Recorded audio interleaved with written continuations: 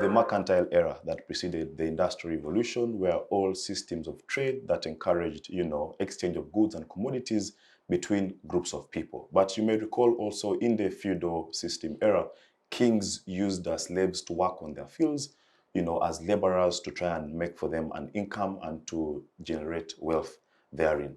We have ever since moved on and evolved as a people, and the era of modern labor is here with us. But we shall explore really what does the youth perspective have with regards to, the status of the youth labor force here in Uganda. And to put all this into perspective, this afternoon is a panel of distinguished young people that I'm now honored to introduce to you. And in no particular order, from the Alliance for National Transformation is its national coordinator, Council Agawa Nelson. Mheshimiwa, thank you for making the time. Most obliged. Thank you for hosting me. How is your afternoon? It's an interesting one, and looking forward for this discussion. All right. All the way from Gulu University is its 21st Guild Minister for National and Foreign Affairs, and the name is Onen Chan Richard Oyaro. Joins us as the first time on the show. Richard, karibu. Thank you so much for the host. How do you feel being on the show? I feel okay. Excited as well. Yeah, looking forward. All right. The only lady so far on the show, we expect one more lady to join us, but if the other does not join, then we shall have one lady on the show, and that is none other than Judith Muvara. Judith is a programs assistant of Investment for Sustainable Development at CIT in Uganda. Judith, good afternoon. Good afternoon, Kidega, and good afternoon, viewers, and I'm humbled to have me back here. We're humbled too. Okay. Yes, A&T man, let me begin with you. I gave a brief history. It was just a drop in the ocean, but the point was I was trying to help our viewers understand that the aspect of working and breaking your back is not a new thing. From the feudal era where slaves worked so tirelessly on those coal mines. You recall the era of slave trade and things like that. So human beings have been working hard from time immemorial to put a meal on their plate. Just give us some perspective and context into how labor has evolved. Yeah, well, as you have mentioned, when you look at so much of the labor came in, when you look at evolution of how we have evolved, mainly even in the Europe, even here, you look at, we have had the evolution era of agriculture, where you had so many people, working on the fields of their masters. Then after agriculture, there came industrial revolution. And now where most of the labor was substituted with machines, but also having more of the human labor working in industries as well. Then thereafter, we saw the evolution of the service economy, where now you're having services like industries, service industries like where you're having telecoms, where you're having banking sector, where you're having, especially telecom, banking, and insurance. Then, but also there is a workforce, needed there. Then up to date, where you're having the knowledge-based economy. You're seeing evolutions like Alibaba, Facebook, Twitter, the cheaper cash software kind of development that is coming. So, and it's something that is ongoing. When I come to Uganda's perspective, and in particular, we are looking at this kind of employment. You well know that our employment rates here in Uganda, national unemployment rate rather, is at 9.6%. That is the national unemployment rate. Then the youth unemployment rate is at 13%. But you well know that Uganda is having 48% on average people getting to the employment bracket. Now, when you all put that into perspective, I need to put much emphasis on the young people. When you're looking at the young people, you will know that most of the young people, 41.1%, are not in education, not in training, and not in employment. They are just there. And remember, 21.3% of the total population is young people between the age of 18 and 35 years. You well know that the average age is in Uganda now is 16 years. So you're having about 0 to 18 years, totaling to 58%. That's how you sum it to say our population is young, having 78% of our total population below the age of 35 years. And that's how I have put that breakdown, as these statistics are as 2023 UBOS. But Chairman, perhaps I would not find an issue with that, because I would imagine that such a large, young, energetic population would actually be a driving force towards our economic transformation. Exactly. So should that population or should that youth bulge be seen as an issue exactly? I'm bringing everything into context because I want to have. I was laying that background so that now when we are talking about employment and the labor force and laws and everything is given that background. Given that we also have, because you cannot talk about employment, you cannot talk about opportunities without looking at the population growth rate. Our population growth rate as Uganda, we are 3%. So when you're having such kind of large, increase in population, young people, most of them who are not employed, you're looking at 13%. Projections say by 2030 or 2050, we shall be at 17% unemployment rate of the youth, of the young people. Now, when we come into, you will know that, and viewers need to know that, number one of the youth legislative agenda out of the 4 is youth employment, to ensure that there has to be youth employment, because there are 4. Youth employment, we have inclusive or responsive, youth responsive service sector. We are having looking at increased youth participation in politics and decision making, and 4, looking at climate governance. But I will put my emphasis on 1. Before that, because I need to give this a very clear context, you will know, and viewers need to know that, for example, Saudi Arabia or the Gulf Cooperation countries, we have about 150 workforce in Saudi Arabia. And that workforce, you saw recently, on 29th March, there was a renewal of our agreement, labor agreement between Uganda and Saudi Arabia. But, shockingly, having that, we see, that workforce that is in upcountry, that is in Saudi Arabia, remit about $700 million from the work they do in the Gulf. Close to 1 billion when you look at the Gulf Cooperation countries, young people or even people that are working in those countries. not forgetting that on a weekly or on a daily basis, we see young men,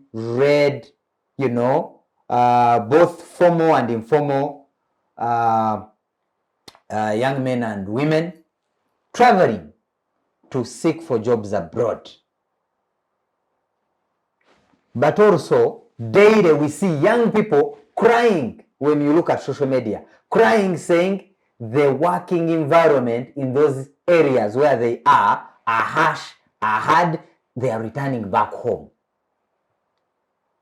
To make matters worse, most of the people, when they are trying to leave this country to seek for jobs outside there, they literally sell most of their property, sell, try to put their parents on the wall to ensure that they are facilitated to go abroad.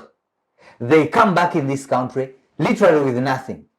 That's why you will find most of the young people with high rate of mental illness, because they come, they are frustrated, they don't even they feel ashamed to get back to their communities, because they have literally got nothing from that country and they don't want to go back home. They end up on the streets, they feel frustrated, and that's how the context of the workforce that it is. Okay, not forgetting that 30% of the people that are in the employment, whether formal, whether gig economy, you hear all this and that, work without contracts.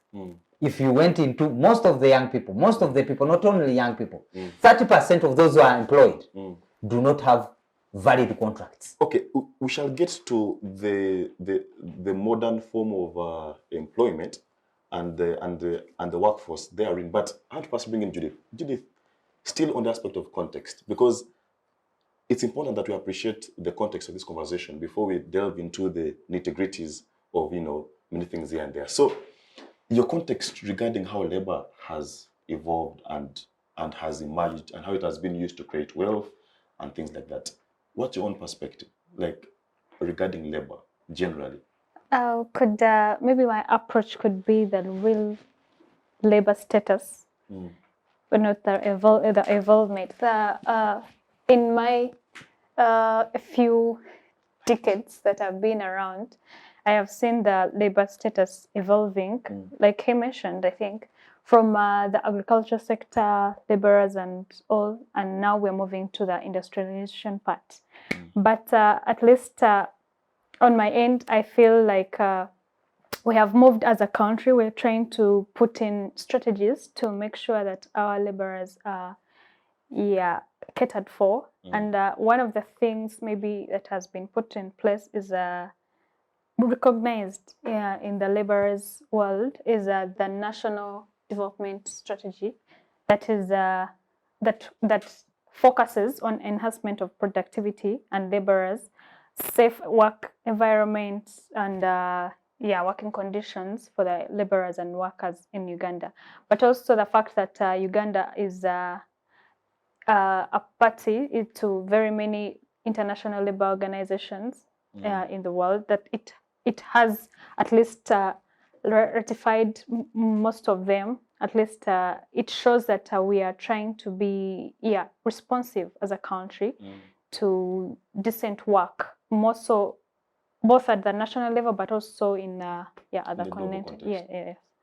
Yeah, I think I agree with you, because Uganda is signatory to, I think, the international labor organizations. I think there is a convention or something like that. Yeah. But I know that there is a consulate established here in Uganda to monitor basically our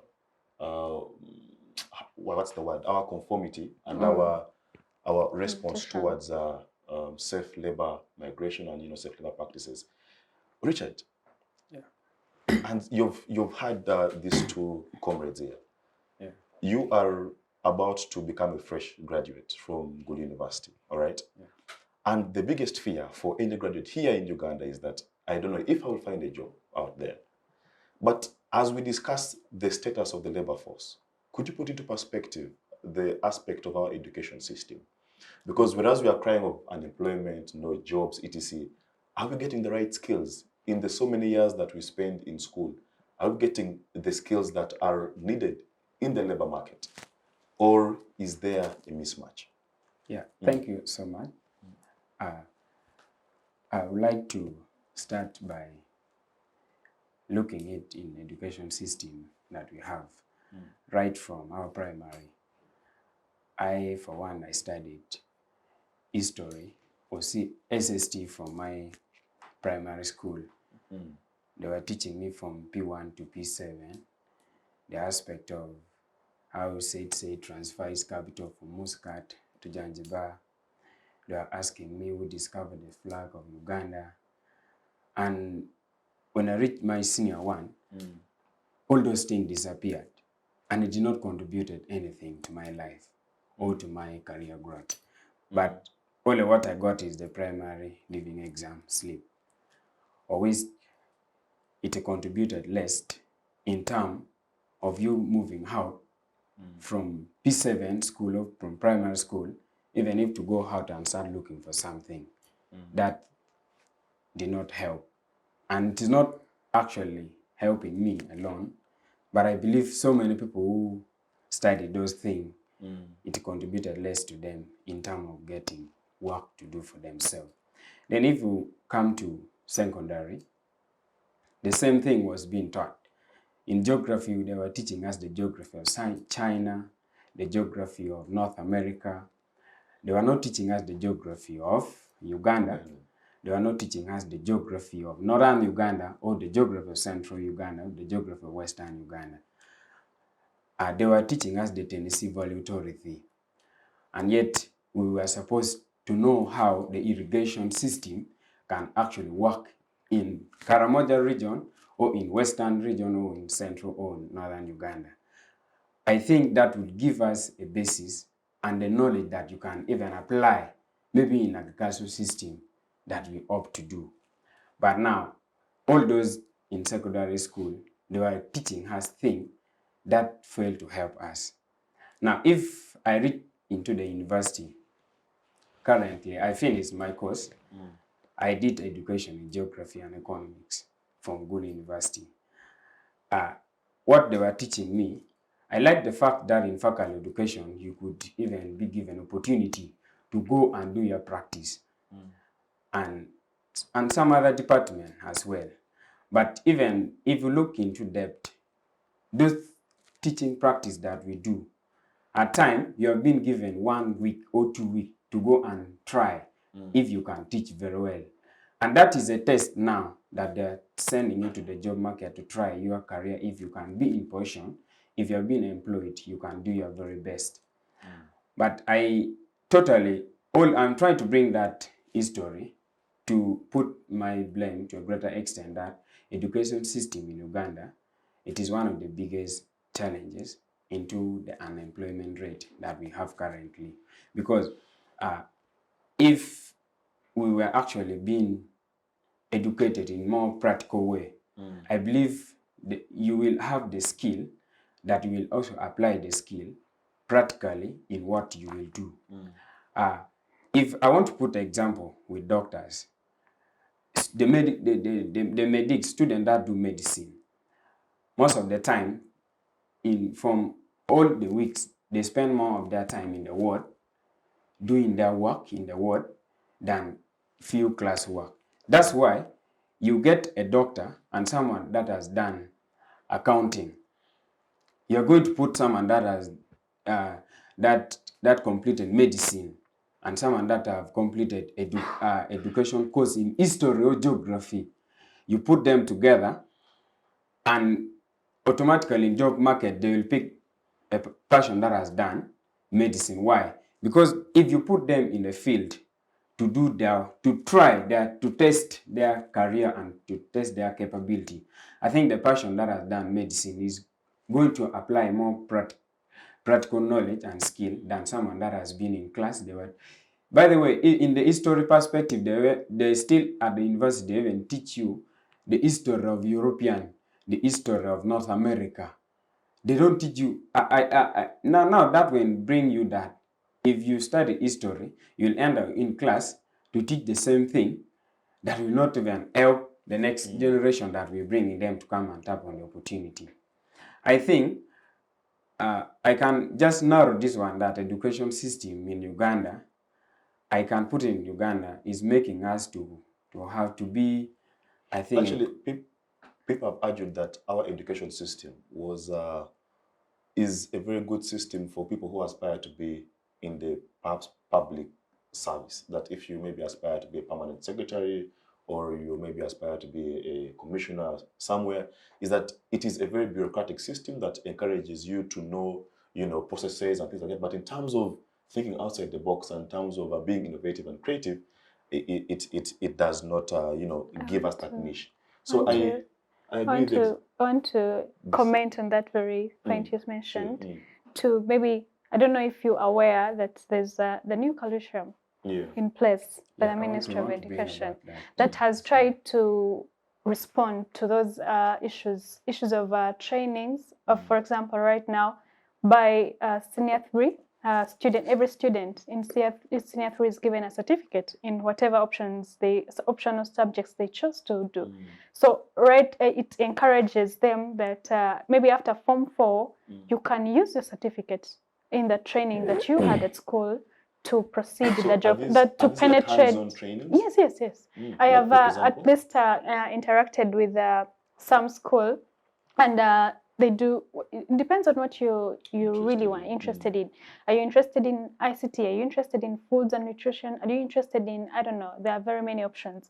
So whatever you choose to do, you are given a certificate. You do, I think it's I have a sister who's in Form 3, and usually they have lots of demands. You buy very many materials for that practical subject. So it's trying to address the issue of training, the issue of skills. So I want to, I think, bring it to note that the new curriculum is trying to respond to that. Yeah, I think there is an attempt to try and fill the void. Yeah. Yes, Onenchan, as you conclude your point. Yeah, I want to thank her for bringing that point. I'm a teacher. I've been doing my practice, and I've been helping students with the competency-based curriculum that the government has put in place.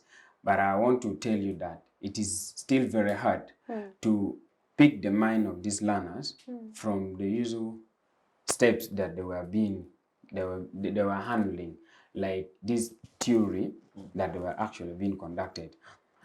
I think it's still not very easy, because even the teachers that are training, because these teachers, many of them are not trained to handle home management. Many of them are not trained to handle things like food and nutrition. Many of them are not trained. And I can tell you, many of the teachers that are using this textbook, they read through and they give learners what to do.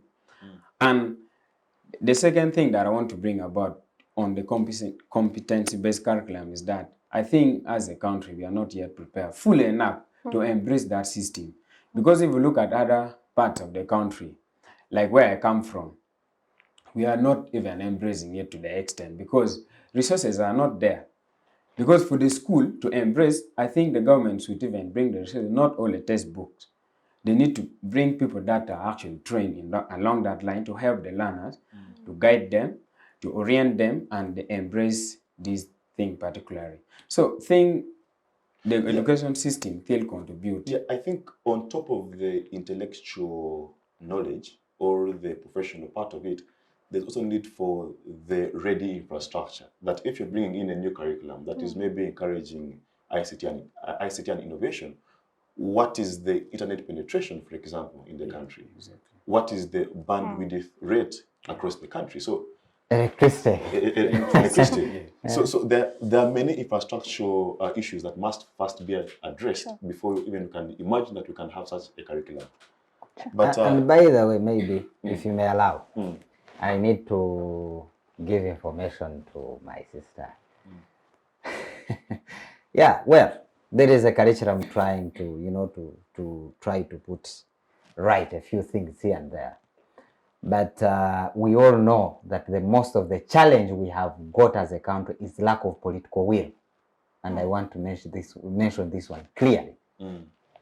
We are still struggling with UPE, UCE. You well know that the capitalization fund on each and every head of a student. I think recently it's just increased from 15 to 25,000. They are just struggling. So for where that per what, per term? No, per head, yes, per term.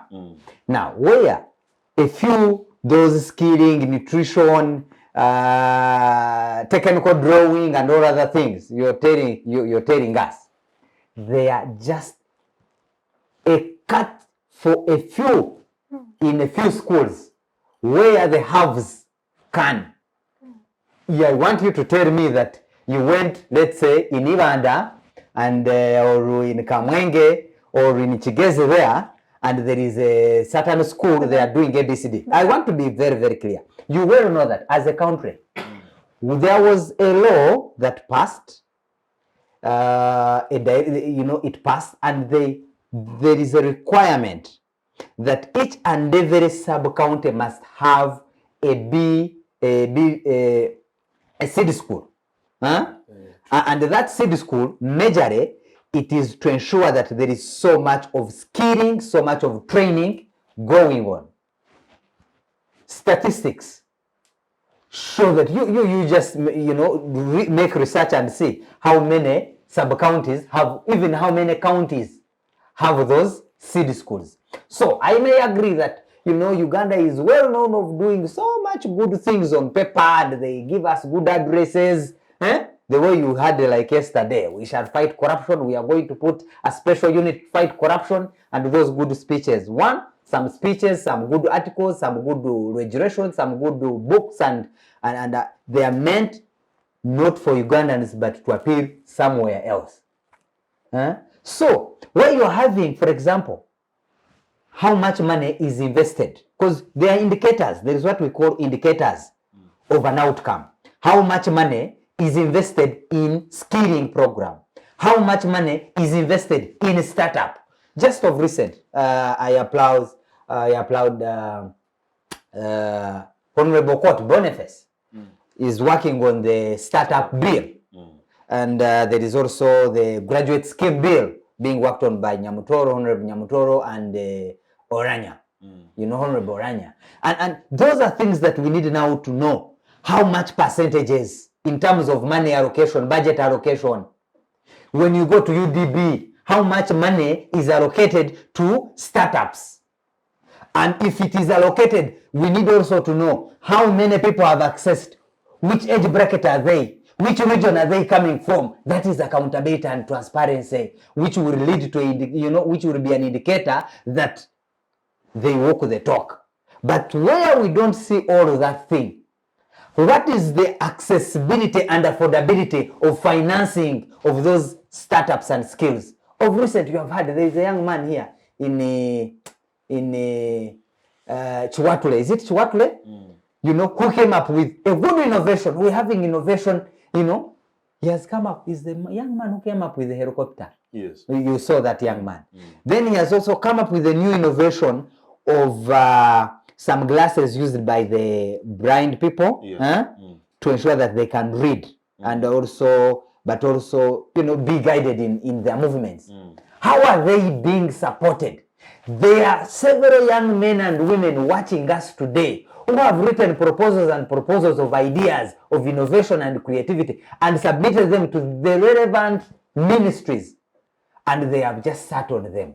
They are just frustrated. So we need to have indicators that, look, this is what government says on paper and this is what it has done. Those are things that we need to look at. We shouldn't just hear to sweet talk and massage. No, we shouldn't massage. Where things are wrong, they are wrong. I was immunized. Yes, I can say government, I don't have polio. Okay? These are the things. Measles, the 6 yes, the measles, the 6 killer, diseases. But when you're talking of employment, you will know that 3 out of 5 people you meet on the streets, I've just given you statistics, that 41.1% of the young people are not in education. They are either finished school, they are not in the training, they are not in employment. 41.1%. So where are they?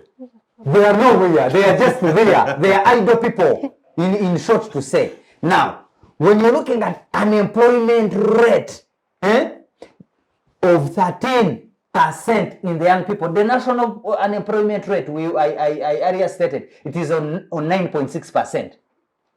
Just a few days, a few years ago, 2019, it was on 6%. It had reduced. Now it has increased. We are being told by the projections, young people, we shall be having an unemployment rate of 17% by 2050. The population is growing. Our population growth is at 3%. Where are we heading? So we need to be honest and speak to this country and say, look, we need to put much emphasis on creating employment opportunities. And you can only create employment opportunities by widening the base of employment. And that is by putting much money in startups, by putting much money in innovation, by putting much money in creativity, by putting much money in industry and manufacturing. How much money or how much incentive is given to young people or who are engaged in manufacturing, food processing, in modern agriculture. All of that, because we all know that agriculture employs most of the people. But not forgetting that about over 40%, actually it is 46% of the people in agriculture are practicing subsistence agriculture. So literally, about most of the population that is into agriculture, they literally are not in the market. They do not contribute to the market. They're in the subsistence. They are in the subsistence economy. So all that said and done, my call to this government is try as much as possible, as practical as it can be, to address the issue of unemployment. We are tired of seeing young people cry, crying on our airports, being trafficked abroad. They are crying of the poor working environment abroad. We need to create the environment home, because even those who go abroad come back here crying with nothing. Fair enough. And I want to put a full stop to your submission by quoting the words of J.F. Kennedy, who said that, before we ask for what the government has done for us, what have we done for the government? So I think us crying foul that, the government hasn't done this, hasn't done that, what are we doing for our own selves and for the government? Yeah, well, I am of that notion. I stand by that statement. That and that's, on some extent, I also have issues with young people. And we continue to address this, try to create awareness that we should stop being lazy as young people. We should, we need to work on our values as young people.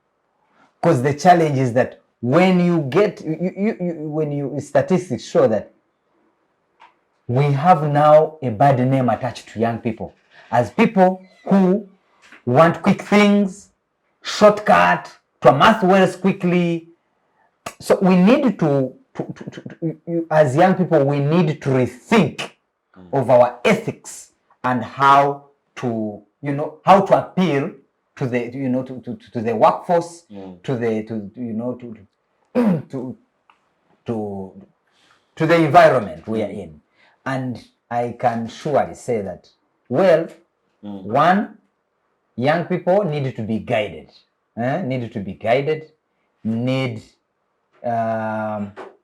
We need to have a general awareness of how should a young person think? What should the young person of 30 be like? What should be the things of a young person below the age of 35 be doing? And probably by that, it becomes a checklist to the young people out there to say, look, I think I have fulfilled A, I have failed on C, I have failed. So that probably they, because we need to put a deliberate effort. Because if we don't, where we are heading we are creating a big problem for the country, because where you're having undirected, unempowered young population, it is a huge burden To the country. to the country, Thank you. because no returns in terms of tax. That this, there is no what they call demographic dividend. Nothing, you know.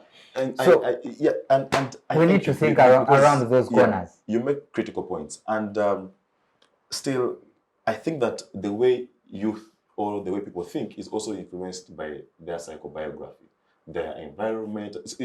You cannot curtail how people will think. It is influenced by their kind of environment and the things around them. But I agree that I agree. You make a very good point. I'll just introduce the fourth panelist to our guests, and to the viewers, you have been joined by Alice Namale. Alice is the 88th Minister for Justice and Constitutional Affairs of the Makerere University Students Guild, but also a student of law at the same university. Alice, many thanks for sparing the time.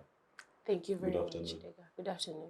Yeah, so, well, I'll just throw you into the moving train. And as we evaluate the status of, the labor force of young people in this country, as you give us your own perspective, could you shed a light on the legal framework and the legal regime, how it is looking like, the labor laws?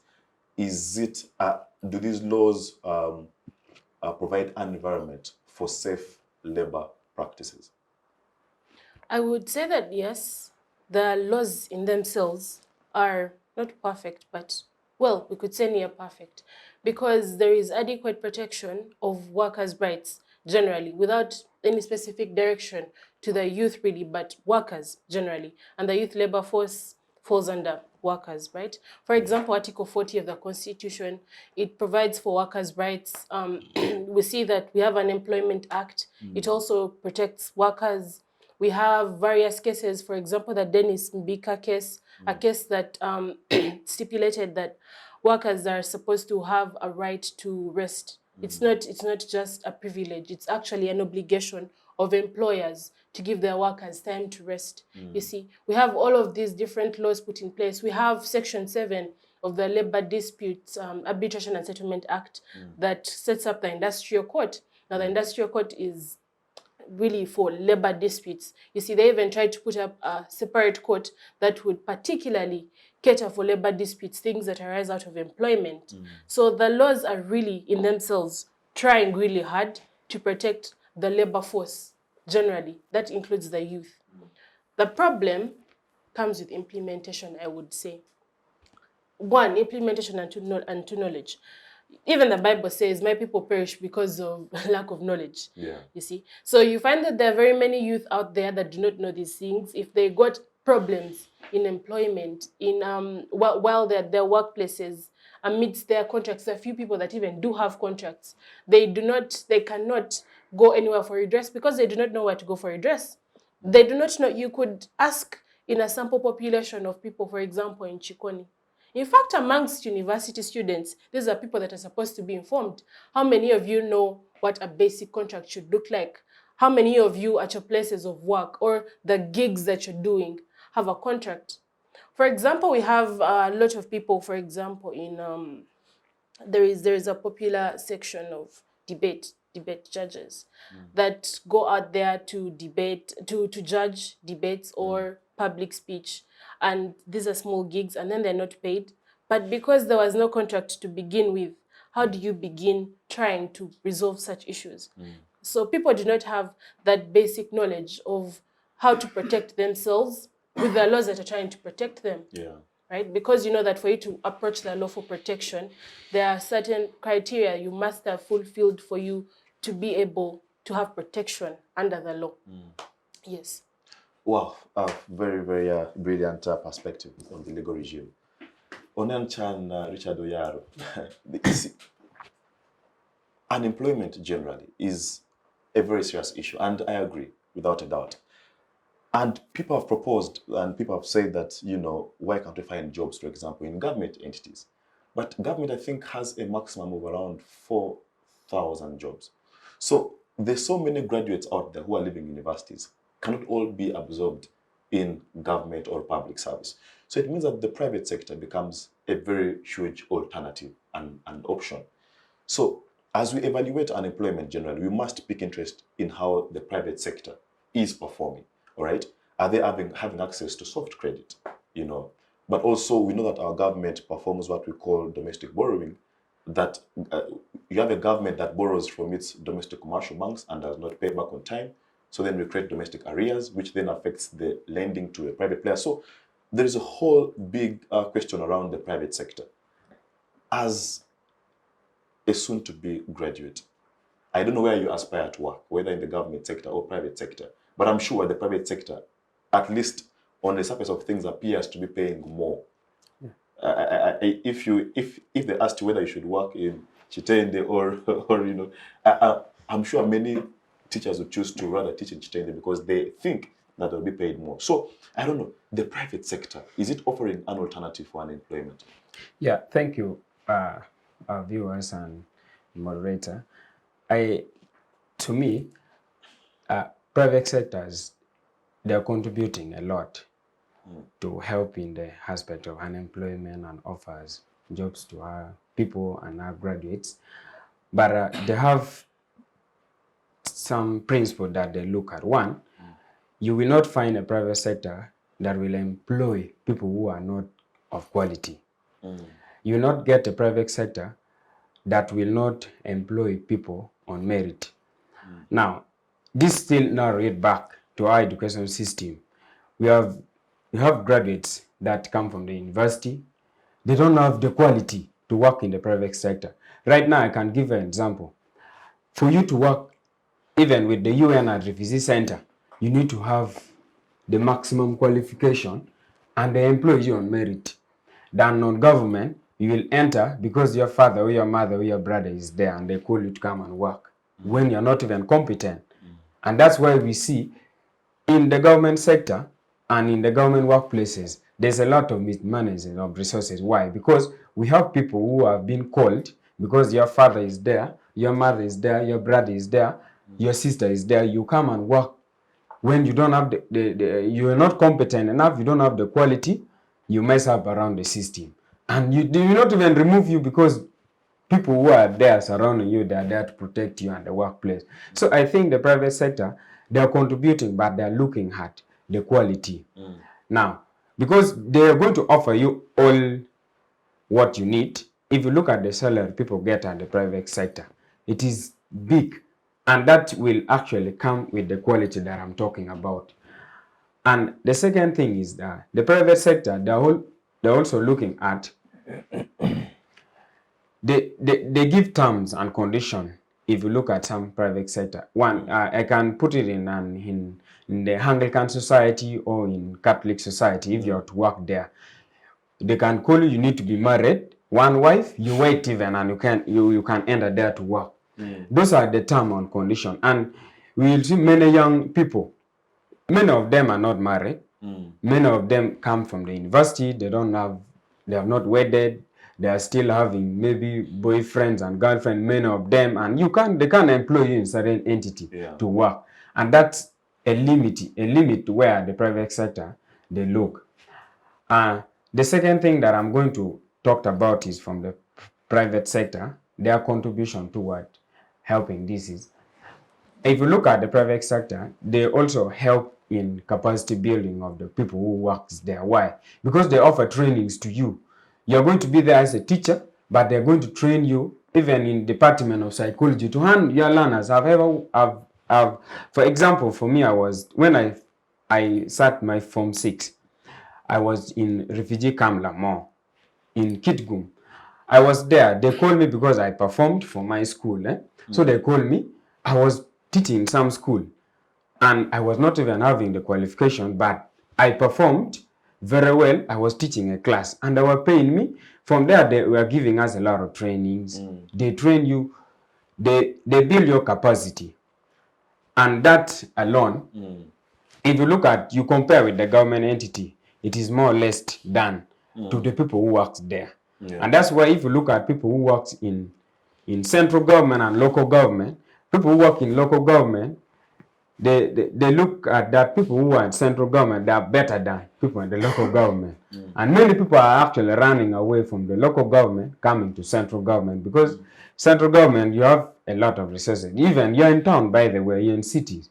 You're not in village where you don't have roads to go to school. You don't even have roads to access your health center. So I think the private sector, they are contributing a lot to help in aspect of solving unemployment.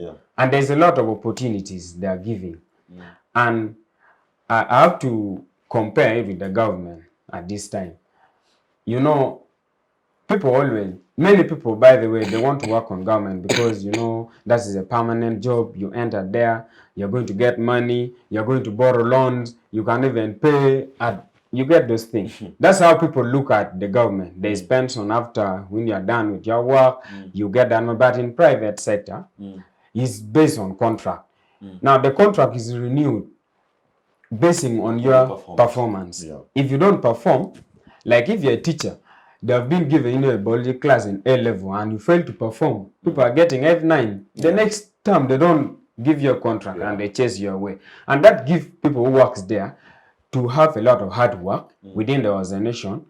People who works there, they do their very best at the workplace than the government sector. Because the government sector, after all, I come from Northern Uganda, and I always like giving my example from there, because you see people who are in L Center 3, they can even come at midday to open the health facility.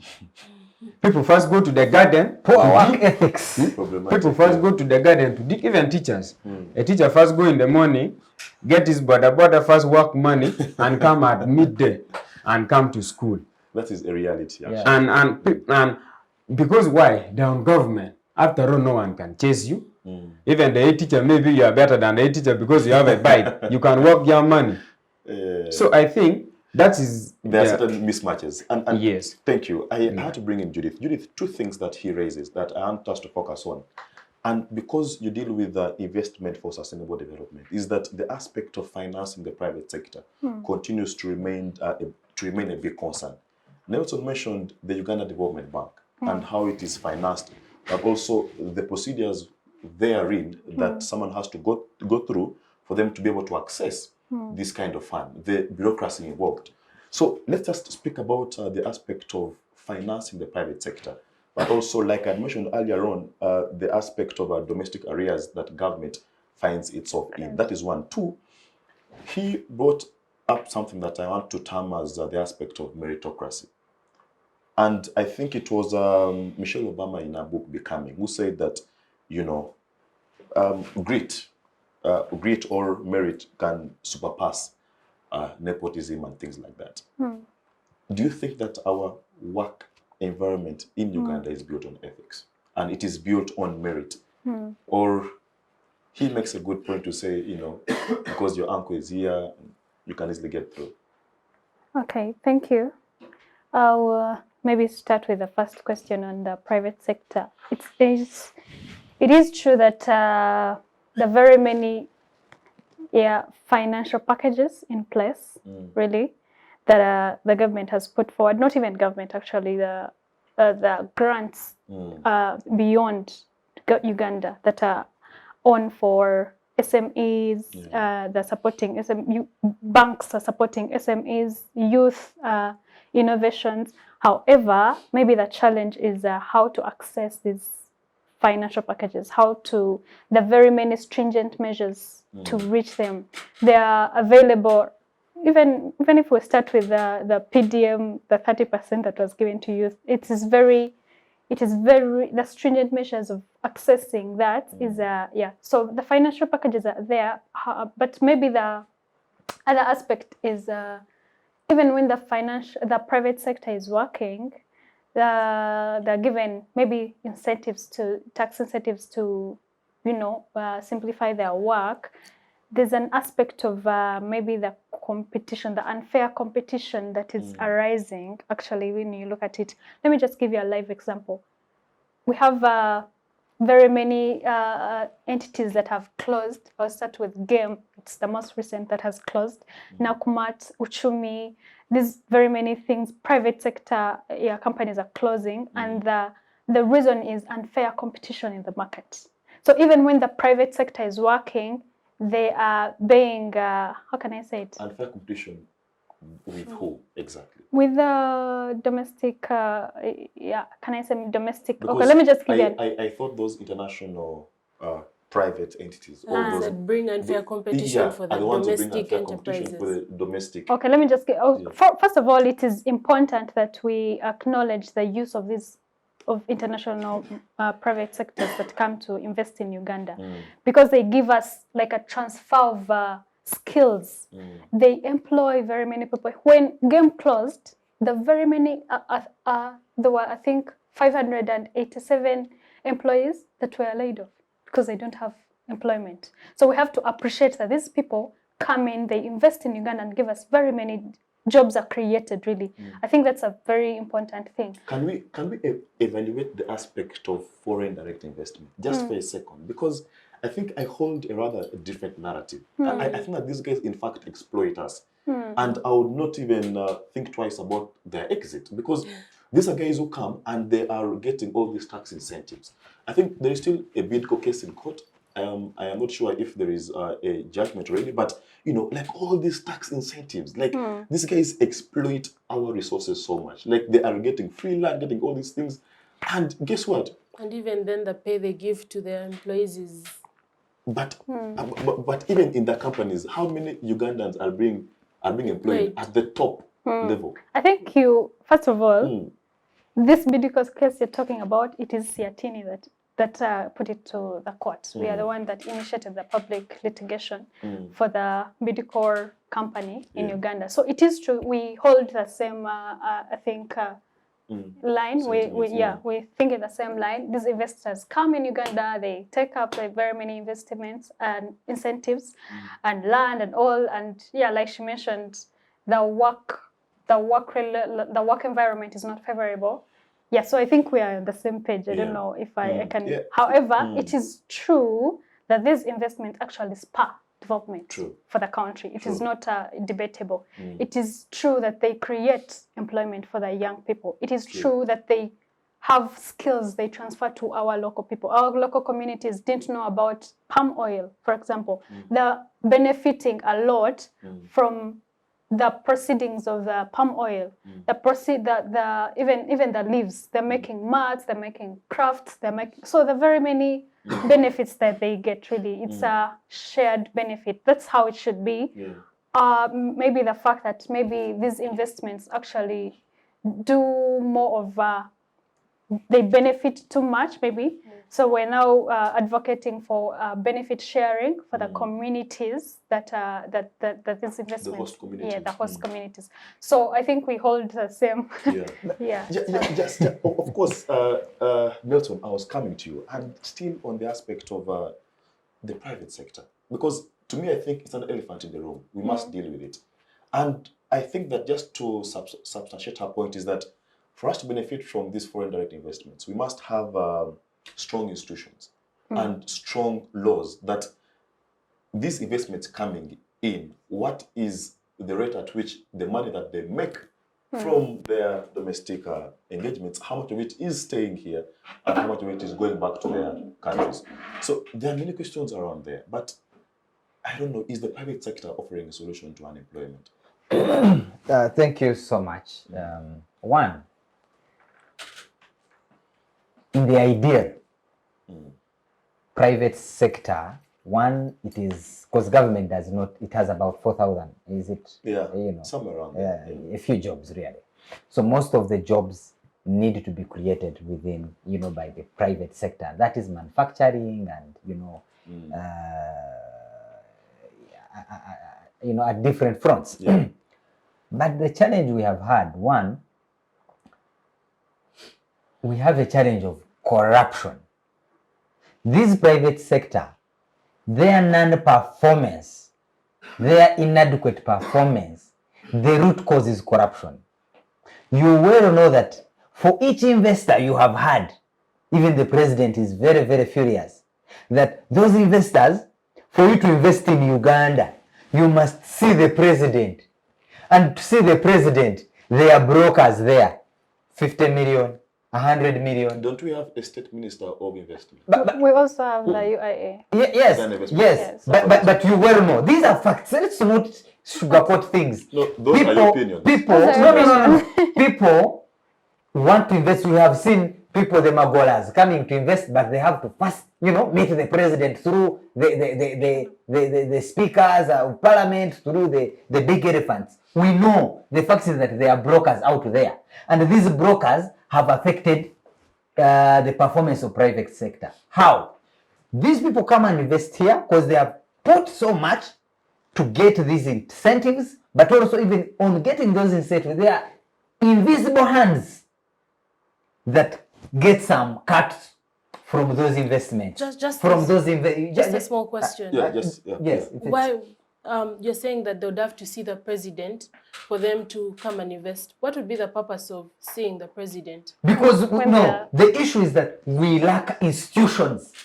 But there's UIA. We do not have functioning institutions. So what would Uganda they investment be picking from authorities the and- president that they need to see the president, that they cannot just come and Because invest in them? because the reason is they are failed institutions.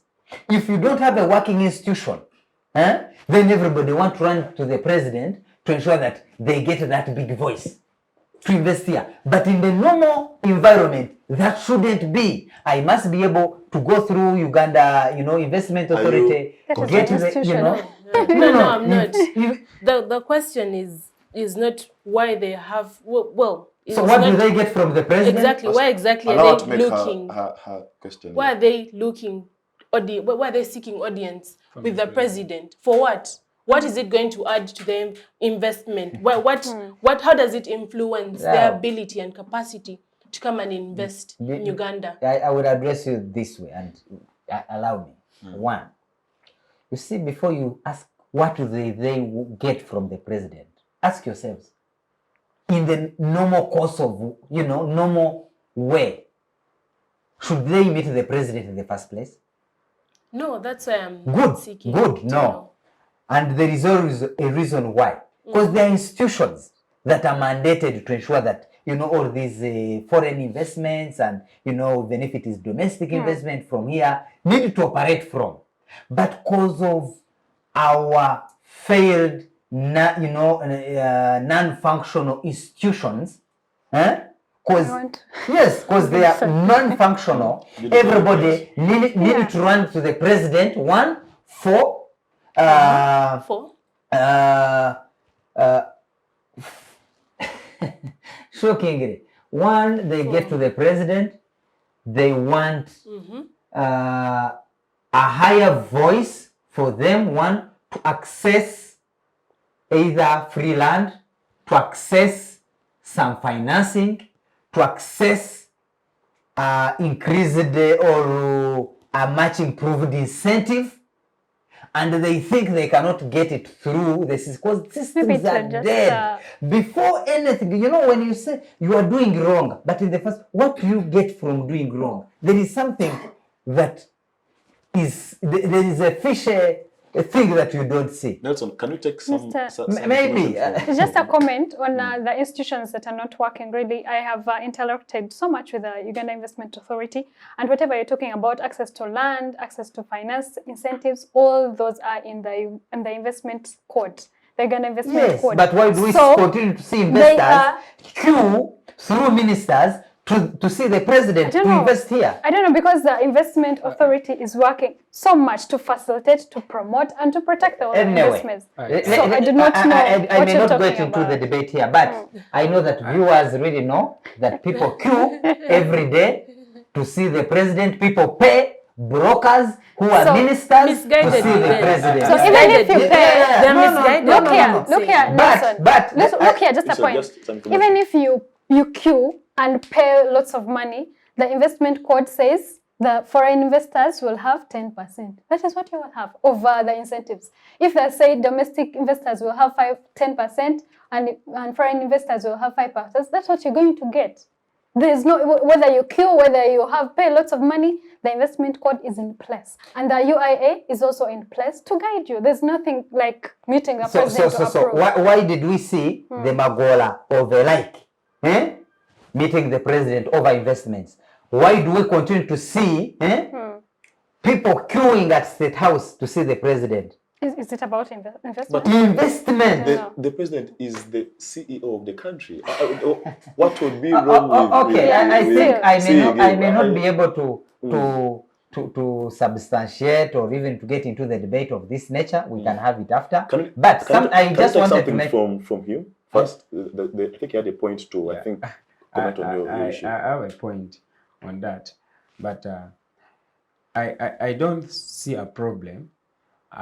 An investor coming to Uganda in the country and having a meeting with the president. And maybe, many of these investments have never had time to discuss with the president. Maybe it's their first time to come to Uganda. And you can't fail to meet the president and to introduce yourself, what have brought you to the country. And I think from that point, that's why now, when they meet the president now give directives to Uganda Investment Authority. And I've been seeing, and I would like it was going to be very proper to give us a clarity on these investors. The president had granted them permission over land ownership, over their investment in the country. I think this will help us to guide the discussion because this is a good platform. Yes, I will give you a recent example. You saw the president being so much furious. The steel industry that is in Tororo, owned by that Chinese.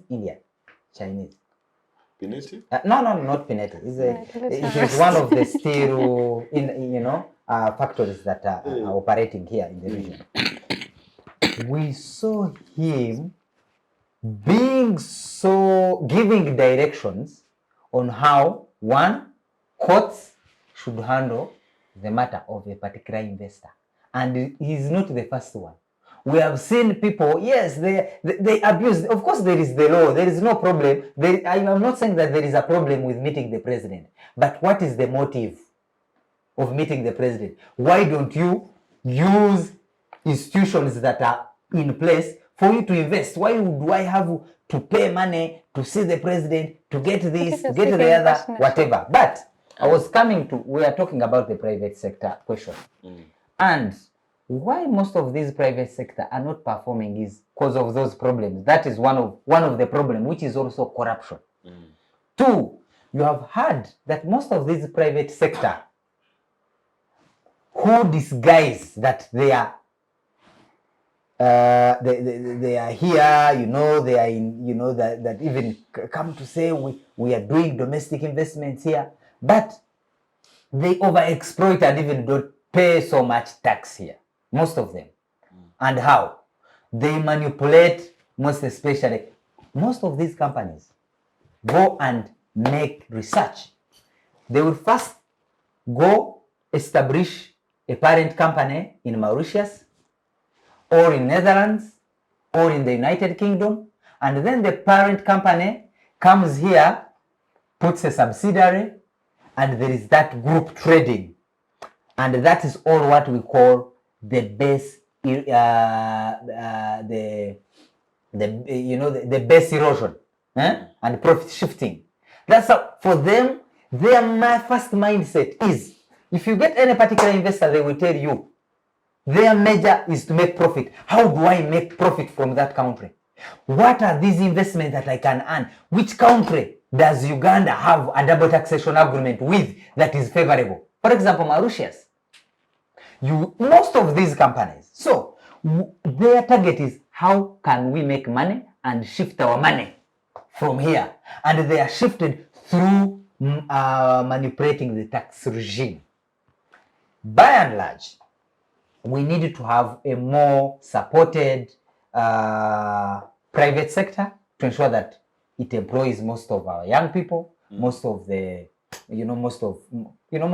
they cannot be absorbed into so many things. But also, you will know that, as I mentioned, there are 4 major global economies that is agriculture, and agriculture only depends on mercy of nature. You get it? You do not have control on the nature-based economy. The nature-based economy, if you know, you are not looking at irrigation, and that's where we are. If it rains, we thank God. If it rains heavily, they will not yield. If there is drought, we shall not produce. And that is the nature-based economy. And essentially, agriculture. Where we are, we haven't seen modernized agriculture where there is mechanization, irrigation, a few irrigation schemes that are here. They are, you know, institutional. Dubai is the biggest producer of some agriculture produce. Dubai is a desert. Yes, the desert is a desert. So Dubai is naturally disadvantaged in terms of maybe arable land, but they're producing so much They're doing well in agriculture. agriculture. Yes. So I think the nature, whereas it could be out of our control, Now, how do we can tame nature for our yes, own how benefit. do that's why I was talking about issues of irrigation, Yes. modernization, and all that. You get it.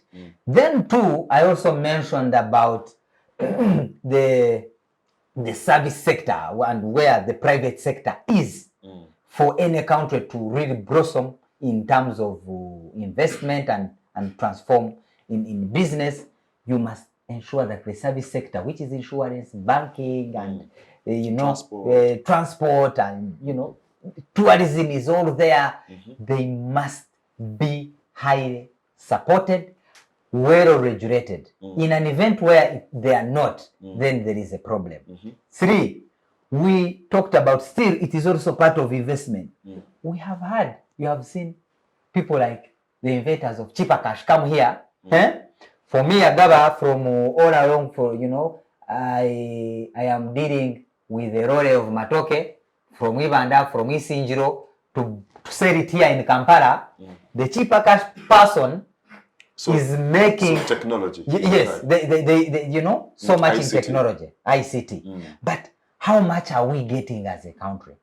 How much are we investing in ICT, in innovations? And the 4th, we will Then make a short commercial break. yes, and then the 4th is the knowledge-based economy, and that's actually the knowledge-based economy. Actually, you are a very good student of President Museveni, because those are the 4 things that the president has been emphasizing, I think, for the past one or 2 years. But the implementation, how are they implemented? So Alice, we are doing a short commercial break. How are they I will give you implemented? sufficient time after the break. But for now, let's take a short commercial break and see you after this.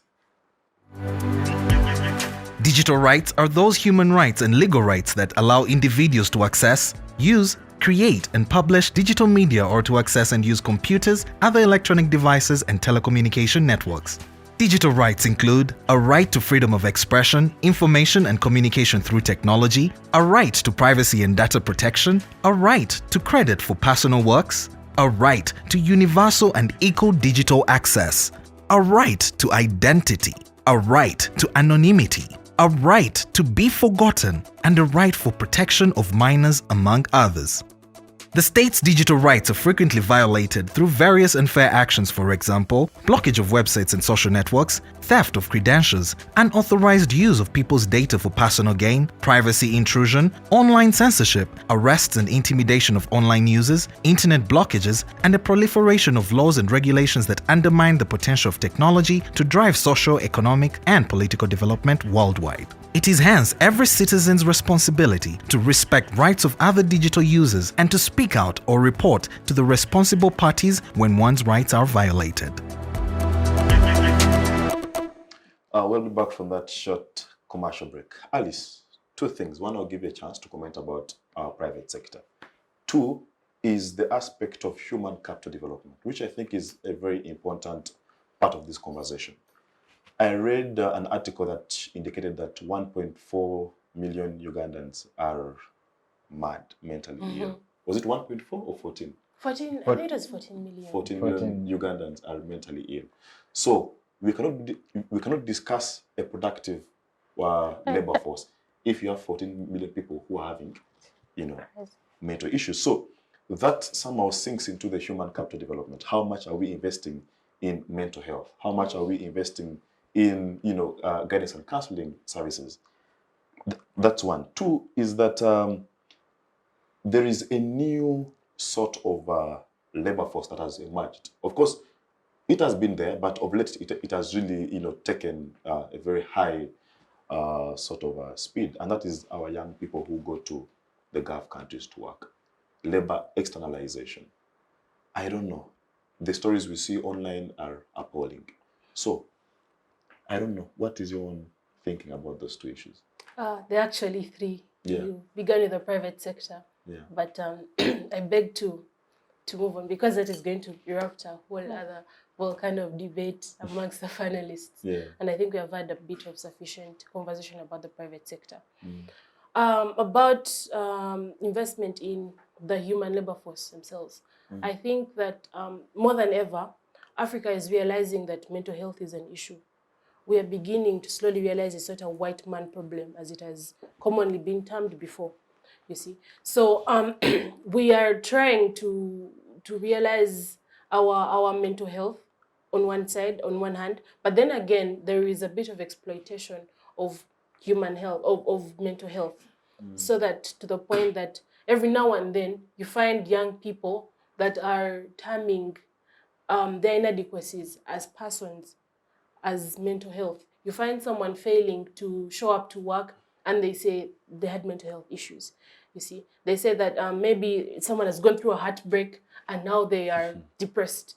You see, I'm not undermining mental health issues. I'm just saying that, again, on the other hand, I think that we might be, as the youth, exploiting the mental health excuse a bit too much, which again is going to lead to another big problem. The fact that employers are also going to start undermining it because they're going to think that the youth are just lazy people that don't want to work and are trying to create excuses to to get out of working what they're supposed to work.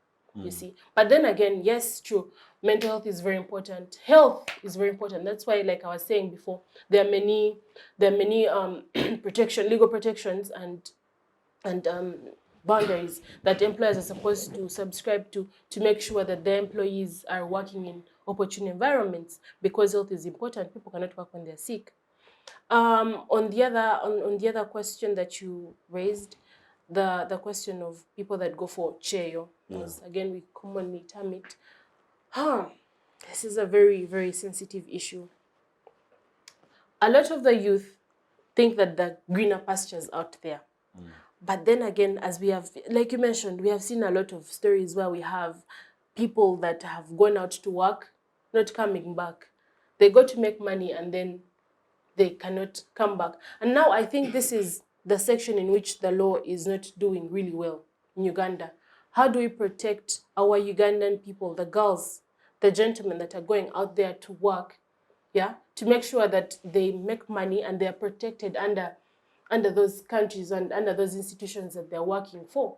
To begin with, Uganda should be having a more cordial relationship with those countries that they go to make sure that the countries themselves also enact and enforce legal frameworks to support and to protect our Ugandan people that go there, you see. But if we just keep on letting them go and we just give a blind eye to whatever is going on, then I think that is very problematic. And we have to investigate why do they have to go there in the first place.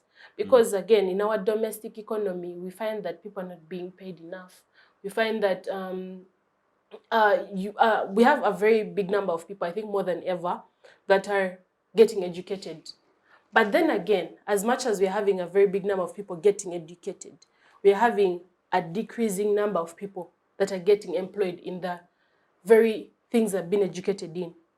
What I'm saying is, you find someone that is educated as a doctor or a lawyer or a social worker, but then that's just about where it ends. It stops on the education.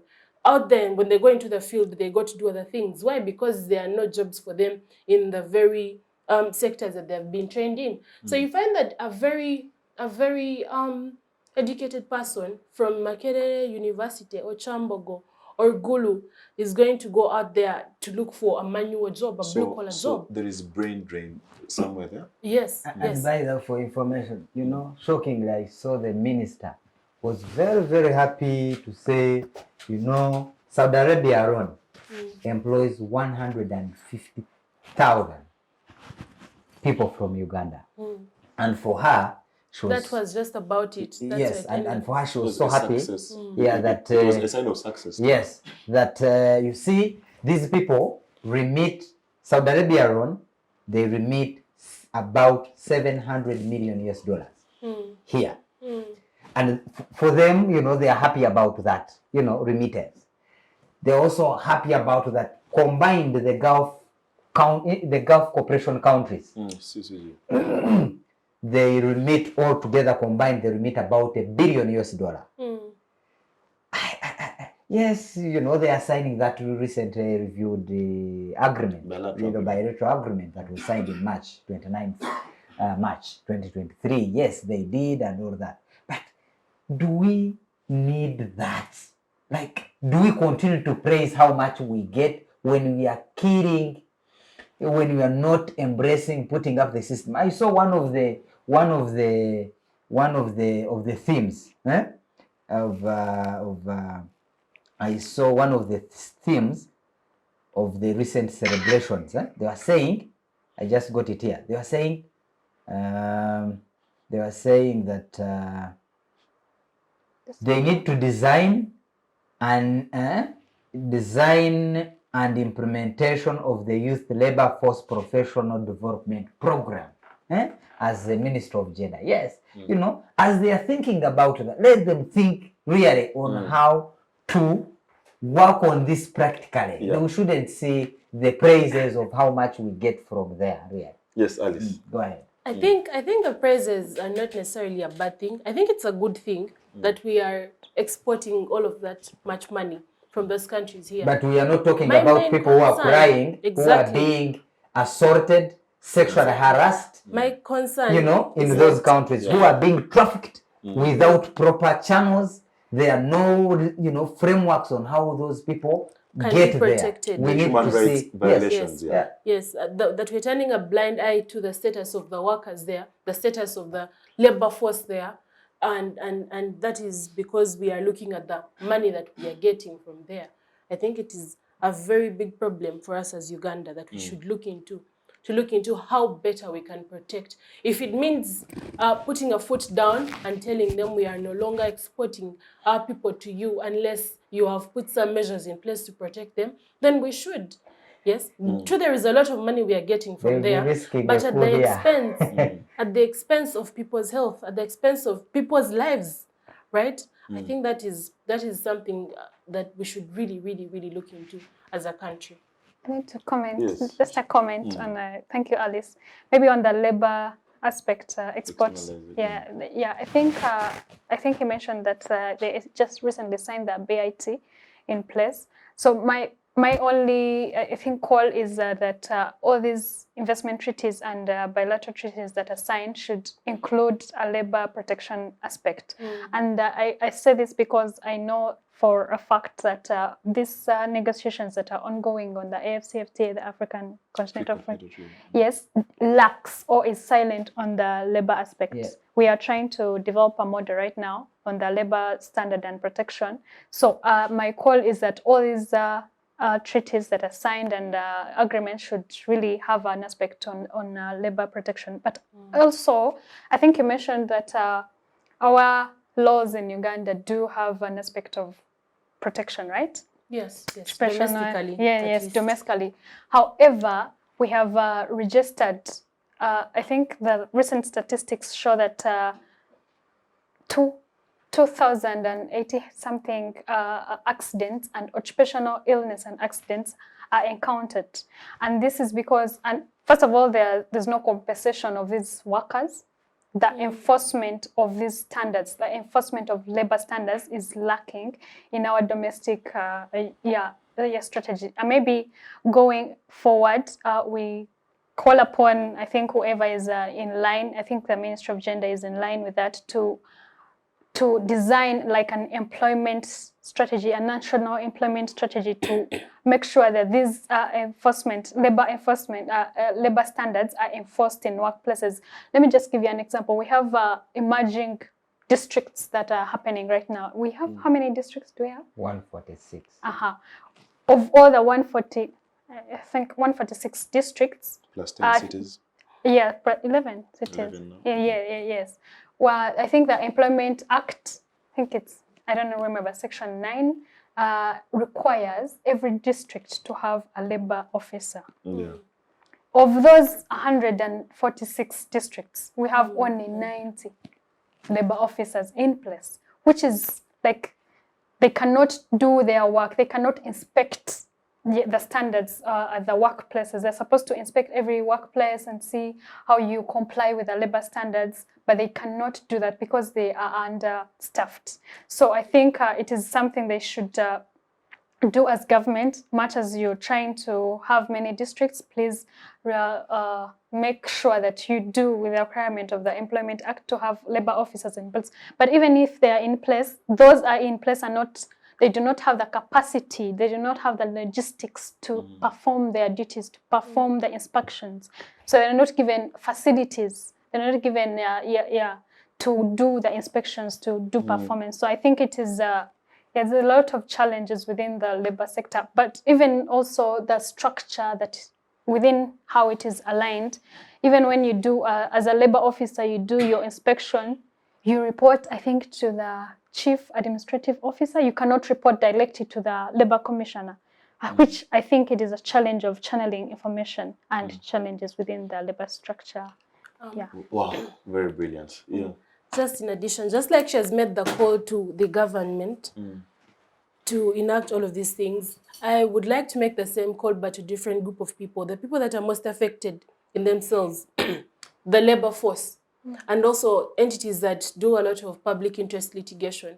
Because you see, you're going to keep on crying out to the government, we're going to keep on trying to appeal to the government, but there is, I don't want to say only so much the government can do. I don't want to justify their lack of doing some things. But what I'm saying is the government has a lot of things to look at. So they might not really direct their priorities towards the labor force. But the labor force is going to be struggling, especially the youth. So I think it's a very, very important thing for the youth in themselves to try to reach out to the available mechanisms and dispute resolution centers, the available, the system that they can try to exploit to help them, to help the system, force the government to implement these things for them, to force the system, especially like the judiciary, to make the employers put these things in place, because at least we know that there is legal protection on paper. Now it's up to the youth labor force, the people working, to actually run to the courts to say that, you see, the law says this, but our employer has this. Our employer does not have this. Because the employer is also going to sit back. No one is telling them anything. So until there is some sort of revolutionary action amongst the people themselves, the unions of workers, these unions can come together and they strike. They say that industrial action, sorry, it is called industrial action. They say that we're not going to work until this is resolved. Yeah? But without that, if we just keep on trying to appeal to the government and trying to beg the employers to follow the law, I doubt that we're going to have much Make being headway, really. Onem Chan, Richard Oyaro. Yeah, As you comment on that, I want you to introduce us to the aspect of technology. You know, we are in an era where, you know, technology is here with us. In fact, the country is now discussing the fifth industrial revolution. Countries like China, you know, we have things like artificial intelligence with us. We have things like chat, GPT. You know, there is so much emerging new technology. And the fear for the employment sector is that these technologies going to take away replaced. the jobs that we have been doing as human beings? The aspect of robotics and, you know, all these things. I even came across an article that did mention that there is now an artificial intelligence lawyer. So I don't know, technology vis-a-vis employment. What is the correlation? Yeah, thank you so much. Before I start that conversation on technology, let me first get back to her submission. I want to disagree in my own view in this line that we have been talking about. She talked about the brain drain and people going out to to other countries looking for greener pastures. But I want to put that people that go there, we need to first think of the category of people who go there for these kind of jobs. Because if you look at people who are going there, like doctors, they are doing well. If you look at people who are going there, like let me put it like scientists, they are actually doing well. I have seen senior 4 drop out going to Saudi Arabia looking for a job without any qualification apart from the paper. And how sure are you that your job security will be guaranteed to you? Some people, they even go here, the paper where their way is here, and they go there without even being notifying the relevant authorities that they're going for work in Saudi Arabia or in other Eastern country. So I think that still go to our viewers that are outside there, that even if you want to go and look for these greener pastures, please, let's first get the right procedures, first have the qualification that will actually help you, because you'll go there, someone you're going there to be a mate in the room, cleaning someone's room because you are P7 dropped out, senior 4 dropped out, and at the end time, that's where we are getting the problem. My brother was saying that people are being killed, people are being sexually harassed. I think that come along that line. Just to comment a bit on that, there were 2 aspects really. There's one of brain drain, that is now for the people that have been trained to work. That they go and work, true, the environment is good for them. They probably earn a lot more than they would here, but then it's bad for the country. We are losing a lot of skilled professionals to the outside world, and that is leaving us as a country very, very, very professionally drained. We do not have relevant people to work in all of these offices that they should be. The most competent people are moving out because there's a better pay outside. Yeah. Now the second aspect is the one of untrained people. Now the problem with untrained people, unprofessional workers, is different. Yeah. This one is brain drain, but this one is now their protection, the status in which they work, the environment in which they are forced to work to make money. Those are 2 separate issues. We're not saying that these people face the same problems. 2 different categories of people facing different issues, but either way, it's bad for the country. Yeah. Thank you so much. Let me talk about the technology you have brought. I want to assure all of us and our views that we are not going to run away from technology. And we need to be prepared in whatever level, in whatever profession we are in. If you're a lawyer, you need to actually have these skills and the technological skills on your fingertips, because the world will beat you out of your profession if you're not prepared. And it'll start now. Because I'm seeing Uganda is also moving her aid in achieving this. I think Uganda is also looking forward to get into achievement of sustainable development goal, of which technology is also one of them. And we talk about digital aspects, and this will actually help in helping the people that are going to be employed in a way that, because if you are a good operator of a tractor and you have the skill, why don't you go to your farm and get the tractor? You be in your farm with the skill you're having. That one, you're going to be employed in your own farm. You're going to do you're going to have your farm, your big farm. You have your money. Your foodstuffs are there. You sell them to the market. You can even be in position to send your children to school without blaming the government. The problem is that you have to be a farm in the first place. Yes, of course. Own land. Own land. Of course. You must first own the land, then you must be able to cultivate and all that. Also must have a tractor. Employ the labor. So afford the land. Exactly. Very important keyword. It's okay. Assuming people have knowledge of working tractors, that they even have the tractors. Of course, but that is a little argument I want to put on. And this one I'm giving him, actually I want him to understand and us to understand that we need to have the skill first. Before you, because I know affordability will come when you have the skill. You cannot buy a car if you don't know how to drive. You get Someone that? can Can, drive but you. yeah. Yes, Someone can We drive get your you. point. yes, yeah. You You can hire a driver. yeah.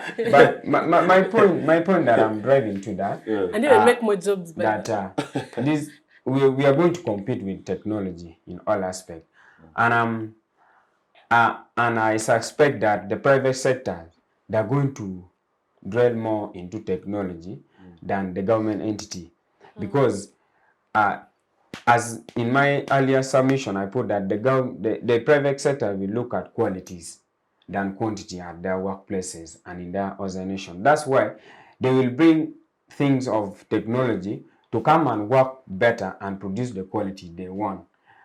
And if you look at the government sector, they will try here and there to put the technology in place, but the comparison is not going to be greater than the one the private sector are going to. So, and this is a time the country should also be prepared enough that even these private investors and the private organization and private entity that we are going to bring them inside, they need to see at what percentage and what extent are they going to employ people amidst the advancement of this technology.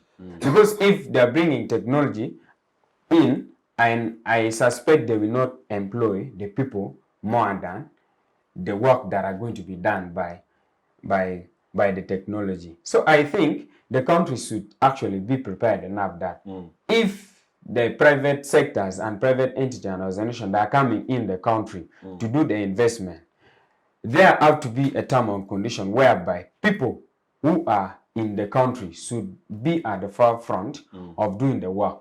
Not like, I can cite for example, I've seen Chinese making roads along where I stayed. Chinese are kicking Ugandans at the work site because they're not doing the work.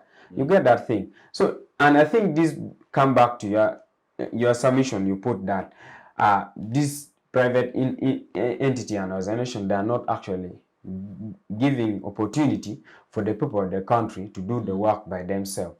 So I think even if the technology will be there, of course, there are other works.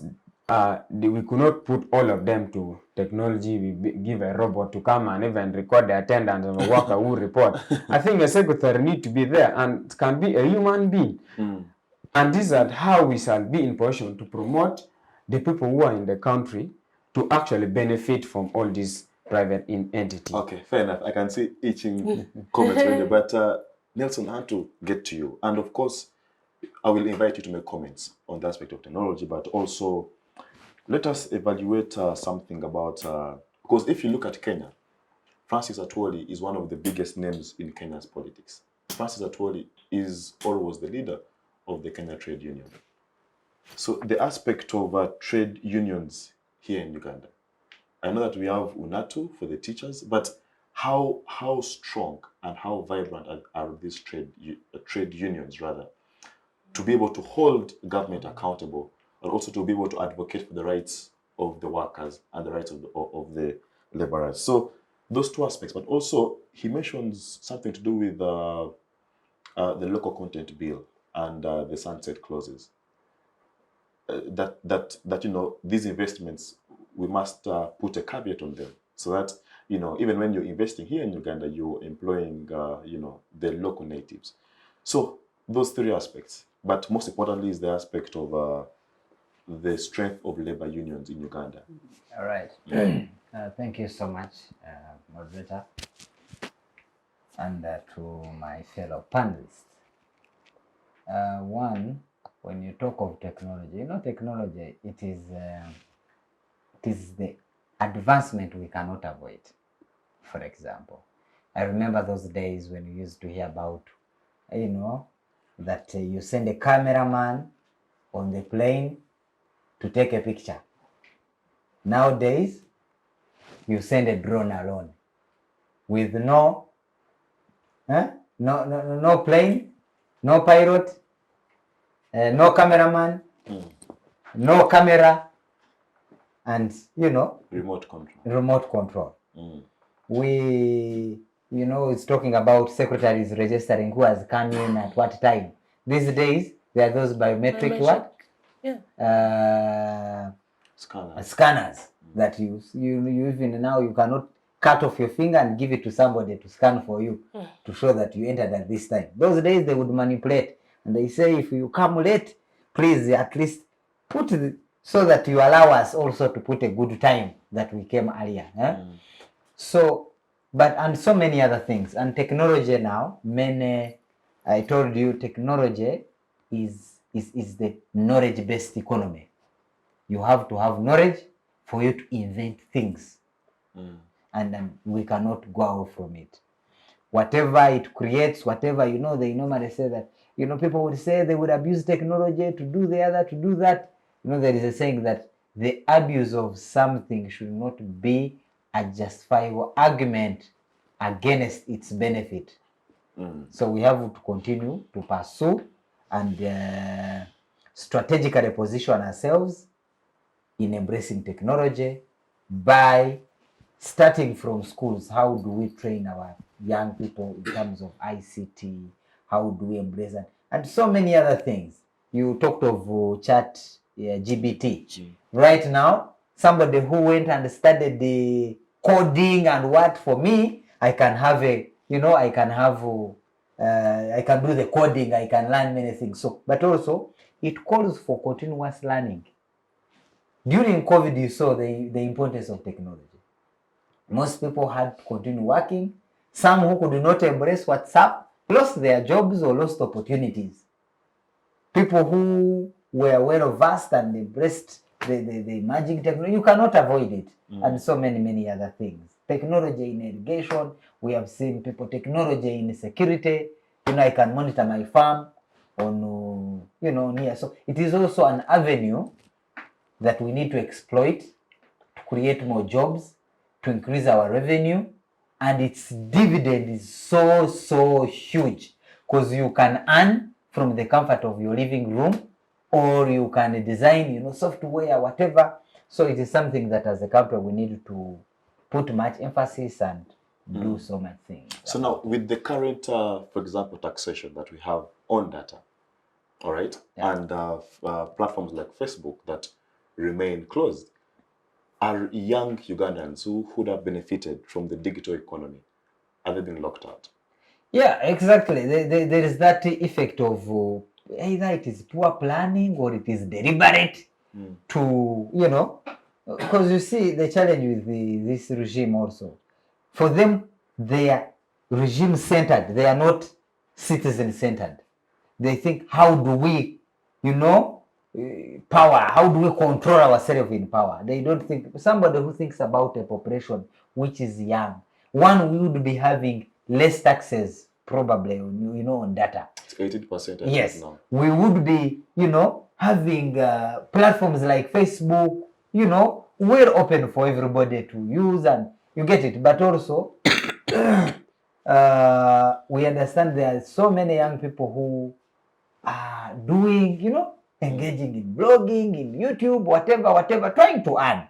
They are doing online marketing and, the digital gig economy, they access their customers online and all that. So all of that space is being suppressed or censored, by government in the name of trying to control the population, which is also really, really bad. So we call upon government to look into that. How do you facilitate how do you facilitate the innovation, the creativity, of the young population to embrace technology? You cannot embrace technology, you cannot say you are for technology when the technological space is a little bit narrow to get to by the tax regimes and all other things. When the labor unions. When we come about the labor union, labor union like the UNATU, we have had so many incidents where they are suppressed. The same thing you saw about cooperative unions. You get it? These are good things, good intentions, you know, they are well intentioned, they have succeeded elsewhere. When you go to Kenya, you will see a certain building owned by teachers, owned by farmers, owned by a cooperative, owned by, you know, petrol stations and other business ventures. Because they are being empowered. Here, they think, the regime thinks that the more people are united, the more people have a uniform voice, the more stronger, the more enlightened, and the more difficult to govern, you know, becomes. Which is bad. They forget that the more empowered these organizations, the more empowered the citizenry, the more easy, they make it easy for government to run, because there shall be less pressure, you know, against government, because people are empowered. People are able to, you know, to work together. Recently, you know, through those organizations, through the people should be able to make investment, because it is one way how you help each other to make money and share the return. Because I cannot be able probably to make an investment of, you know, 500 million US dollars, or, you know, or even let's say $1 billion, to raise $1 billion as an individual. But through a union, you'll be able to raise $1 billion, make an investment. But also, that is about investment. One, we are looking at government is deliberate to censure that voice that will speak for the rights of workers, that will, you know, because the labor union in itself is, it is a platform, it is a framework. There is even a labor unions act that, you know, it is there to protect workers. And it should be able to enhance the, you know, to increase the well and safety working environment of the workers in the workplaces. But these people, they see it as a threat. Because one, the threat, they see unity, they see a uniform voice. They want to control the citizen in isolation. Be alone, speak alone, you know. They try to bribe leaders here, there, you have seen. Unions, UNATU, the medics, this one, the other one. So they try to create all those forms of intrigue. I saw the leader of the medical association kneeling down before the president. I talked about it the other day. However, you know, there was an argument here. The aspect of kneeling is very good, but why do you? Let's not get there. I think that paints a good picture. Manipulation and all that things. About our labor unions. Yes, a bit to add on to that, we have seen, for example, the medical interns coming together to fight against this whole thing that is coming up, where they're not going to be remunerated, which is a very problematic thing. Now we realize that the biggest percentage of medical interns are youth, people that are fresh out of university, and also the people that go to university largely are people that are S6 graduates. So basically, the age bracket is youth, right? And then these people have got to go and be sent to different areas to live and work for the government for free. You see, they have their own expenses, their food, they have accommodation, because you have literally no control over where you're put. You're just placed somewhere and you've got to live there. And the government doesn't want to, you know, give them a bit of some allowances. And yet, you also cannot go and practice if you have not gone through internship. So it is as if forced labor. And if at all it comes up, there should be a very interesting case on forced labor and servitude, which is against Article 25 of the Constitution. Somewhere there in the Constitution, in the Bill of Rights, the right against forced labor. That is prima facie forced labor, because you cannot make, it's the only route to you to be able to work outside there, to actually get a practicing certificate. You have to first go through internship for a full year, working for the government without pay, right? I think that should make for a very interesting case. Yes. Yeah, I would like to start from our point, and I'll get to him. That one, we have very many associations of learners and graduates that do intern, apart from all the medics. And I don't know if you have ever seen teachers who go to school practice demanding for money from the government to be paid. But they first wait, let me finish. They go and do their practice voluntarily in government school, by the way. And they also do service delivery in the government entity like those schools. They don't demand. I've seen students that are doing accountings. They also place themselves in government entity. They do their work from there. And from that training, they recommend you that you are done. Finally, you are done with your training. You know of them, very many, apart from all the medics. Even, by the way, even lawyers, they do their intern. I don't have, yes, internship, they all do, but I've never seen them coming and demanding. What is wrong with those entities that they would like to show up themselves in terms of need. You not see this union, this my brother has talked about. I've not seen teachers who are in their union punishing teachers that misbehave, teachers that enter into class and giving corporal punishment to the student, and yet it is their mandate to handle those teachers. I've not seen them doing that. And what I can say is that all these associations that we are talking about, they always come up when they need something from the state. They don't first put the values in the association. The other time, the guy for medics kneeling down before the president, I concluded that it was actually wanted to get something he wanted, because I don't know if it was truly he was appointed of that kind, but I heard that after he got some appointment. But if that was true, then it is very bad. And that still come back to the union my brother Moreta was talking about. That first, if this union want to appear bigger and very good, or for people to believe in them. Me, I'm a teacher, but I'm not going to join that union if they don't organize the way they do their thing, because the structure is not even, you don't understand the structures very well. People will only come, they call you for demonstration, let demand for money for our increment. But I'm not seeing it within the association. They are sitting together, planning bigger thing and helping teachers who misbehave, disciplining them. How do you want the Minister of Education and Sport to discipline the teachers when you are there? And that is the work of the association. I don't think it's not necessary us coming on streets demanding for money for the government to give because we want to do in turn. I think that is not the case. It may not be money. You see, for example, organizations like Casita, for the traders, for what? Anything that brings people together to advocate for their right, to advocate for, for whatever they really, for government, they feel threatened, and they will have to do everything human possible within their means to disintegrate them. Or they will create intrigues here and there. We have seen these things. Yes. So it is a deliberate move by government. So, Alice, I will begin with you as I move towards Judith Muvara.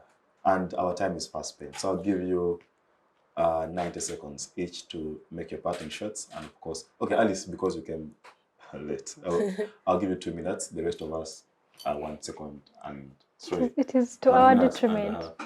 When she comes late, she should be given less. Yes. Okay, Alice, you have 2 minutes to. We shouldn't as a former justice minister, I will not be unjust to the rest of the panel. I will try as much as I can to utilize the 90 seconds.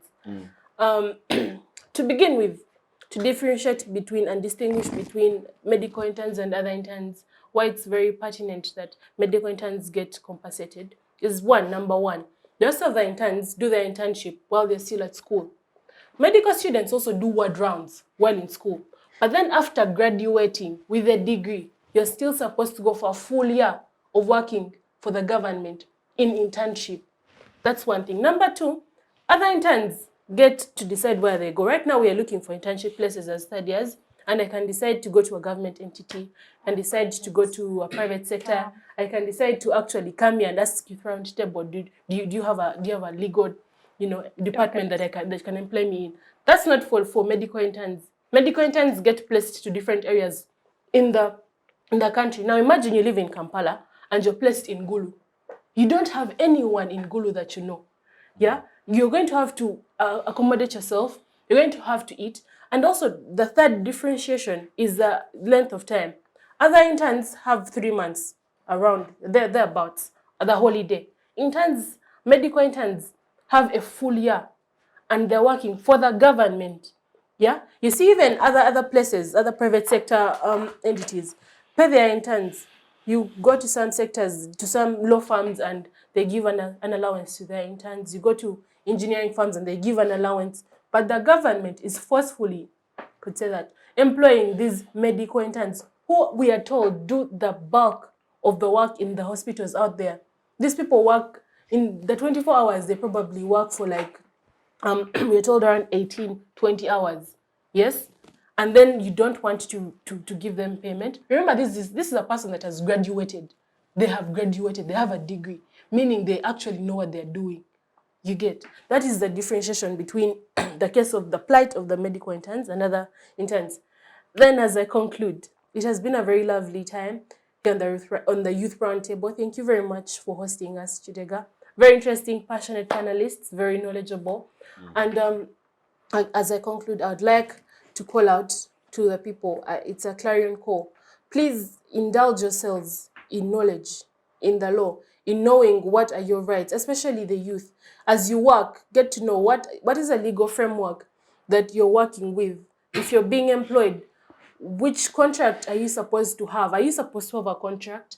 Is it an oral contract? What are the limits for your contract? I mean, for example, you cannot have an oral contract for a subject matter that is above 500,000, but you find people having oral contracts of 5 million and someone has sold you orally and you're trying to rely on that to go to a court of law, and that's not enforceable. Get to know what are your legal protections so that you have a higher chance of being protected and enforcing them. Thank you very much. Thank you. Yes, Richard. Yeah, thank you, moderator and our viewers. Actually, I would like to put my conclusion that to my fellow youth out there, we need to look at skilling ourselves and we look at innovation, because that's the only way to go, rather than lamenting that we demand government to give us jobs. But I call upon even people that are at the university, people who are joining university, we need to be very serious on the course we also opt to do at the university, because that is the fundamental of you, how you'll be going to be employed out here. I want to thank moderator Kidega for the opportunities and to be in the Youth Roundtable today. It was very interesting getting to know my Hunt man. I think from here we shall have a discussion on Hunt. I'm going to talk to you. Well, thank you so much. Thank you to be here. Thank you. Yes, Council. Yeah, I will surely thank my brother. You're welcome to Alliance for National Transformation.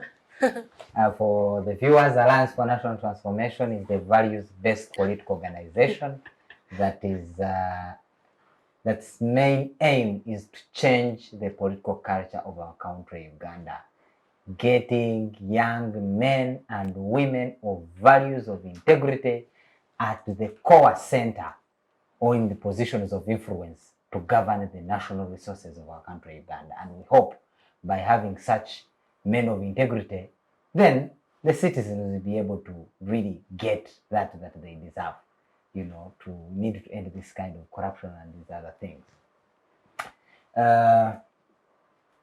My parting shots, one is we need, as young people, we need to rethink about the branding of who we are as young people. Let's individually, let's take it upon ourselves so that we do the branding of who we are as young people. We do the rebranding.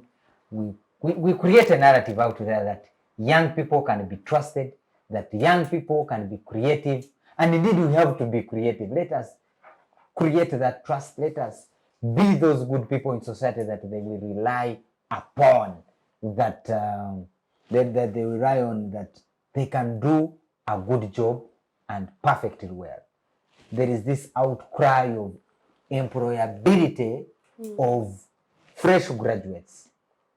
Let us change that narrative by being serious at our workplaces, by being disciplined, Investing by in our improving education. the work ethics at workplaces. Let us be part of the generation that is ready to change the culture and the narrative about the young people by working on ourselves as individuals.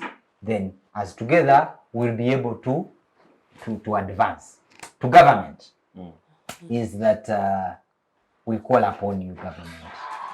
Let us, for whatever thing we talk about, youth inclusion, youth responsive budgeting, youth responsive, service sector, and all, let us get away from the talk. Let's walk the talk. Let's walk the words we speak.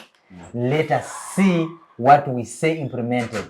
I will not forget to talk about the PDM, the 30% ring-fenced budget meant for the young people. The survey has been made by the National Youth Council across, but reports are horrible that even what has been ring-fenced for the young people has not been received by the young people. Let us look into that. The Youth Livelihood Fund is coming back. Let it be utilized very well to the interest of the young people. And this is to government. Let us have deliberate action to implement what we say that we wish for the young people. Thank you very much for hosting me, the civic space at the Youth Roundtable this afternoon. God bless you. Thank you. Beautiful. Yes, thank you very much. I just remembered the UBOS, the Uganda statistics, Bureau of Statistics, indicates that 700,000 youth are fresh from universities every year, annually. There are very many graduates that are out every year, and I think that's what explains the cry for unemployment, because we do not have, both in government and private sector don't have to employ. So I think something I should put emphasis is that maybe we need to strengthen the job-rich investments just so they can create viable employment for our youth. But then for our government, like I mentioned earlier, we need to put in place the national employment strategy. And this strategy should look in providing incentives for youth, small businesses that are upcoming, provide safety mechanisms, but also enforcement of this, because even the youth that are employed suffer at their workplaces. So I think it is important that we need to enforce these labor safety mechanisms in place, just so they can protect even the few youth that are employed. Thank you very much, Chidega. Thank you very much, Civic Space, for having me. Wow, thank you guys. Thank you very much, Judith Mvara from Siatini. Thank you very much, Nelson Agaba from the ANT Youth League. Thank you very much, Richard Onen-chan Oyaro from Good University Students Guild, and of course, the Able Council in the Making from the Makerere University Students Guild. Thank you, colleagues, and of course to the viewers, thank you for making a day with us this afternoon. Well, because it is a Labour Month and Labour Week, I am also privileged to be the Labour Affairs Secretary of the National Youth Council. So my humble message is borrowed from the classic speech of Martin Luther King, that, as you're out there doing whatever you're doing, just do your best. Eventually, that very good best of yours shall be noticed and shall be in one way appreciated. Have a lovely afternoon and see you next week, same time, same place. Bye-bye.